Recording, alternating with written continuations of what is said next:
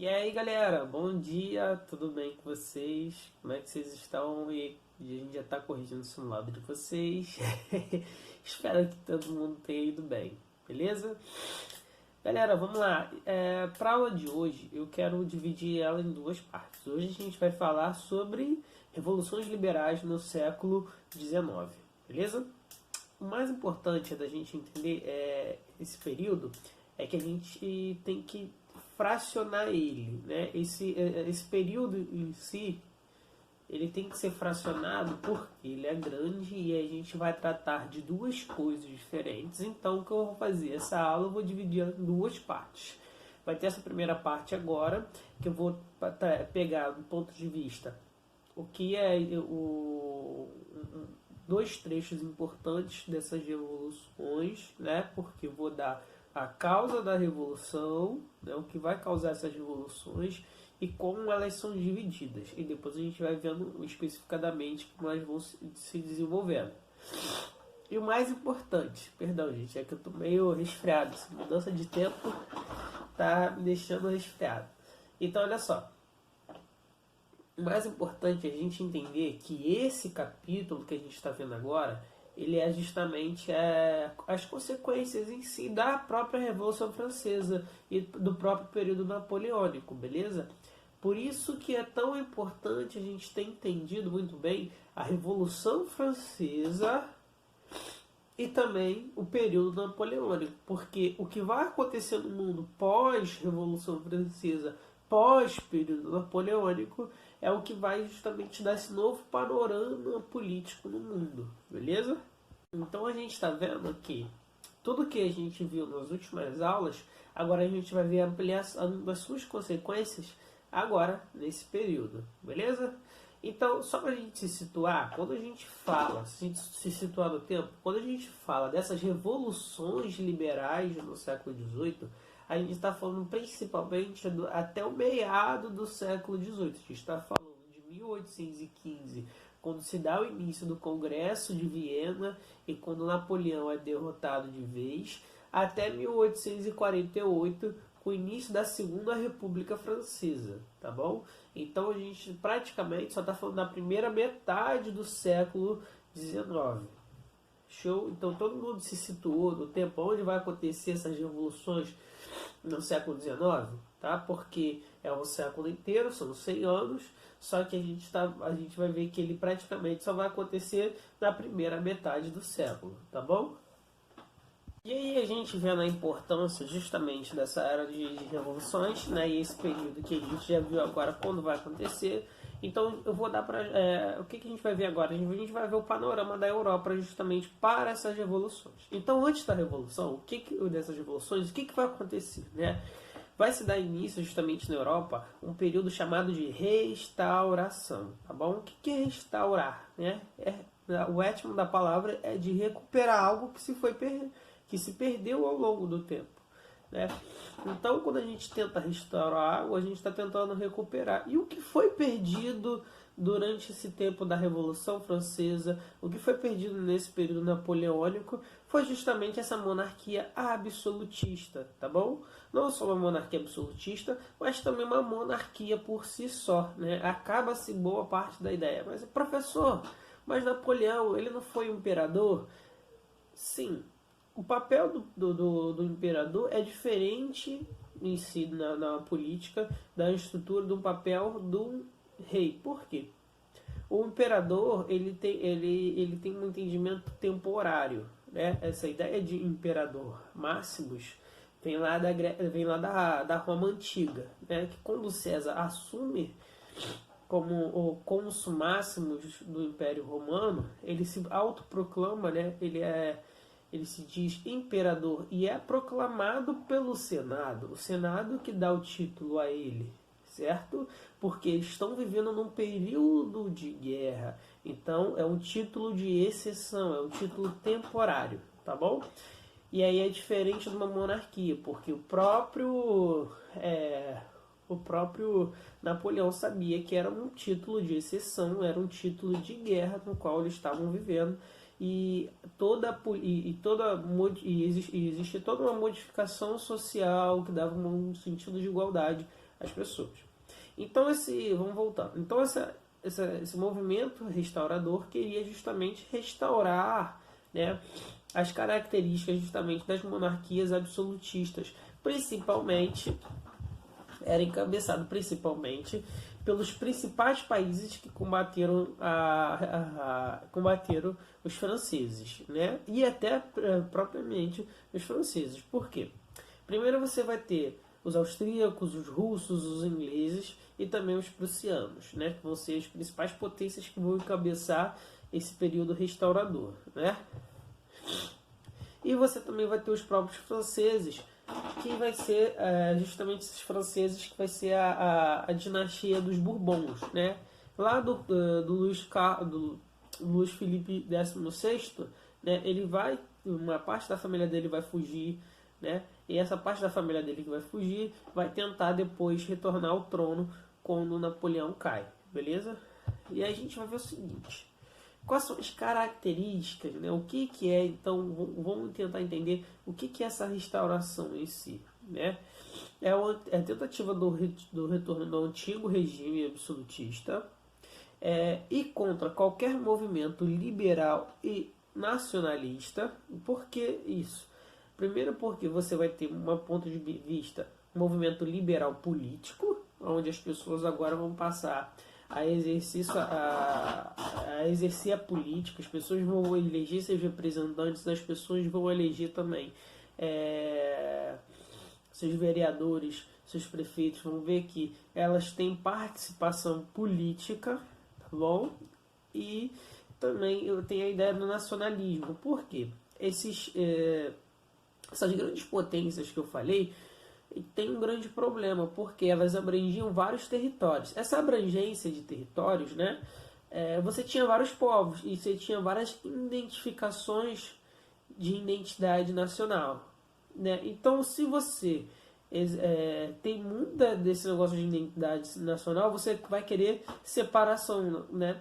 E é por isso que vai acontecer o seguinte: um exemplo disso vai ser a separação da Áustria da Hungria, né? Muito depois. Mas a gente vai ver que isso vai começar justamente nesse período, né? Nesse período das revoluções, né? Porque você vai ter a construção do caráter nacionalista, da identidade, e não o húngaro não vai se ver como austríaco, porque ele tem a própria linguagem, ele tem a própria identidade cultural, né? E isso também são características do nacionalismo. E quando isso é levado, né, ao extremo, que é em si o nacionalismo, aí você vai querer separar. E nem o rei vai querer justamente que seu império diminua. Por isso que eles são contra o nacionalismo, tá? Eles também são contra, né, essa restauração, contra o liberalismo econômico. Então eles vão ter dois viés da ideia do liberalismo. Um político, da participação política das pessoas, e o segundo é o liberalismo econômico. Por quê? Lá antigamente, né, no absolutismo, o rei, o Estado, controlava tudo, tanto a questão política quanto a questão econômica, né? Então ele não queria deixar nada aberto para ninguém, ele queria recuperar justamente todo o seu Estado político, econômico e social, tá bom? Porque ele também se baseava no seu poder, como ele legitimava todo esse seu poder, né? Numa ideia de equilíbrio. No equilíbrio que ele equilibrava a política, né? O rei que equilibrava a política, o rei era o chefe também da igreja, né? Dentro do seu país. O rei também ele era importante para todo esse conjunto no país, né? Então eles entendiam que ele tinha a legitimidade para ser rei, entendiam que tinha responsabilidade e também que o papel do rei, por ninguém querer disputar o seu papel, causava um equilíbrio, né? Eles não viam a democracia como uma coisa boa, porque eles entendiam que a democracia era uma questão de desequilíbrio, né? Repúblicas eram questão de desequilíbrio. E como então, rapidinho, só para que todo mundo entenda, as características da restauração tentativa da recuperação do antigo regime, lutas e contra ao liberalismo político e o liberalismo econômico, e quarto, e contra justamente o nacionalismo. Beleza? Todo mundo entendeu as principais características desse movimento restaurador? Show! Vamos lá então, galera. Mas aí como é que isso vai se, como é que isso vai, como esse movimento restaurador ele vai se solidificar? Como que ele vai acontecer? Então, são alguns passos para que esse movimento justamente aconteça. Quando começa a Revolução Francesa, essas potências já estão se vislumbrando ali como é que vai desenrolar esse negócio, né? E aí eles começam a fazer o seguinte, começam a fazer acordos, começam a fazer pactos. O primeiro dele vai ser o Pacto da Santa Aliança, né? Que vai unir justamente essas potências ligadas principalmente à Igreja. E aí o que eles vão acabar fazendo para se aliar? Eles vão fazem primeiro esse Tratado da Santa Aliança, que é o primeiro tratado. Depois, com o fim, vai ter o Tratado de Paris, né? Que é para restabelecer as fronteiras desses países, principalmente com a França, porque a França vai ser derrotada, né? Então eles vão precisar restabelecer as fronteiras, porque vai ter um processo de expansão napoleônica, depois vai ter um processo de contração, quando essas potências começam a vencer justamente Napoleão. Então eles vão se organizando e depois você vai ter o Congresso de Viena, que vai pôr fim justamente a todo esse processo revolucionário na França e uma tentativa de frear qualquer processo revolucionário no mundo.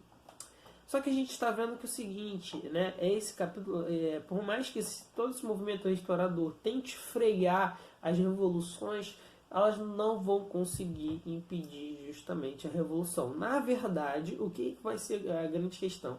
Todo esse movimento restaurador que a gente viu, encabeçado pelas principais potências na Europa, vão na verdade, criar, vão ser um catalisador, né, vão acelerar esses processos revolucionários na Europa. Porque o povo conseguiu uma grande mudança política e econômica também, com as revoluções inglesas e as revoluções francesas, porque são fracionadas, e também com as mudanças napoleônicas. O povo na Europa em si vai experimentar esse primeiro período sem a monarquia.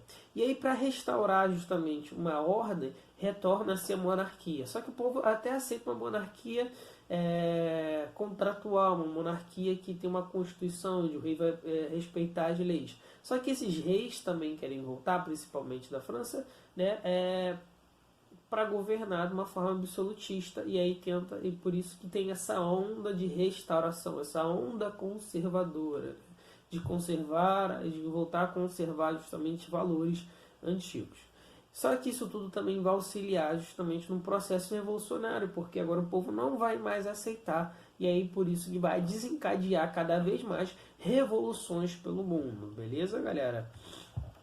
E olha só, quando você fala dessas revoluções pelo mundo, e aí que a gente tem que começar a entender o seguinte, como é que isso vai começar a acontecer? Como é que a gente vai começar a ver essas revoluções, beleza? A gente pode dividir essas ideias sobre essas revoluções liberais em 3 fases, né? E aí eu vou falar justamente sobre um pouco cada uma delas, né? Sobre essas 3 fases. Só que agora eu só vou dar um panorama. E aí eu paro a aula por aqui porque eu não quero que essa aula se estenda muito. Eu quero que vocês assistam o vídeo, eu quero que vocês tirem as dúvidas e tal, e a gente faça uma segunda parte, porque a gente pode pegar cada aspecto melhor de cada revolução dessa, né? E aí tem uma parte muito maneira que até o próprio livro de vocês traz o seguinte, né? Que esse período que a gente está vendo vai ser um período de grandes transformações no mundo. Ele vai cabeçar justamente as revoluções que vão acontecer no mundo, né? A gente vai ver a importância delas. Desculpa, mas precisava tomar um café, gente. E a gente vai ver como que essas transformações vão mudar a própria história da humanidade, né? Exemplo disso daqui, ó, é esse livro maravilhoso lá que vocês podem encontrar lá na Amazon. É um livro de história, né? É um livro do Eric Hobsbawm, que ele era um historiador econômico, né? O que é um historiador econômico, galera? É um historiador que liga a história a visualizar o mundo a partir de uma questão econômica. E aí esse livro aqui dele, né, Era das Revoluções, trata justamente desse período que a gente está falando, né? Que ele começa lá com a Revolução Francesa e ele vai praticamente até a Segunda até a Segunda República Francesa, e ele pega todo esse panorama de revoluções que vão acontecer pelo mundo, né? Essas revoluções pelo mundo vão acontecer justamente pelo período buscando a afirmação do liberalismo, porque você vai ter você vai ter a Revolução Francesa, que vai ser o marco dessa revolução liberal, e depois você vai ter justamente um período restaurador, e essas revoluções, na verdade, vão vir para consolidar a continuidade dessas revoluções liberais. E é por isso que é tão importante a gente ter estudado e continuar estudando a Revolução Francesa, porque a gente está vendo que ela que vai ser o marco de tudo. Então a gente vai falar o seguinte, que essas revoluções elas vão ser marcadas principalmente por ondas, tá bom? Por ondas, porque vai ser 3 ondas que vão esclarecer muito bem pra gente, né, o que são essas revoluções. Essa primeira onda vai ser justamente com a queda das principais potências da Europa naquele período, por mais que fossem potências já que estavam já fraquejando. Exemplo disso, quando a corte brasileira, quando a corte da família real portuguesa vem para o Brasil, com a queda justamente da monarquia espanhola, né, que cai para Napoleão, a própria queda também da antiga dinastia dos Bourbons e a instauração da República na França, né, então isso vai levar justamente a um processo revolucionário nas Américas, nas colônias, né? Isso vai auxiliar muito, não só processos de transformações, mas também vai auxiliar em mudanças. Essa é a primeira onda, então vai ocorrer nas Américas e depois posteriormente já nos países ibéricos como Portugal e Espanha, beleza? Outra coisa também vai ser a segunda onda que vai marcar justamente, né, as transformações em si, das mudanças que vão ocorrer na França, que é a Revolução de 1830, do retorno justamente para uma constitucionalidade, para justificar justamente esse retorno às ideias liberais, tá bom?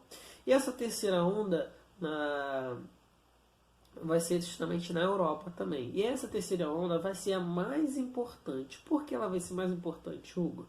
Porque ela, na verdade, vai ser a que vai varrer toda a Europa com as ideologias liberais, né? Vai ser um período justamente lá em 1848, já no finalzinho da metade desse século, que a gente vai estar vendo o seguinte, né?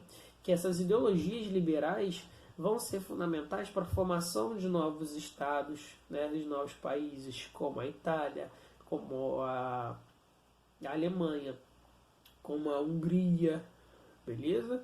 A gente vai ver que esses países vão começar a surgir por causa dessas ideias nacionalistas, ligados ao liberalismo, ligados justamente ao fim das grandes monarquias e grandes impérios. Então, galera, a gente vai ver que a importância dessa terceira onda fundamental, tanto que ela vai ser justamente chamada, né, de primavera dos povos, né? O que é primavera?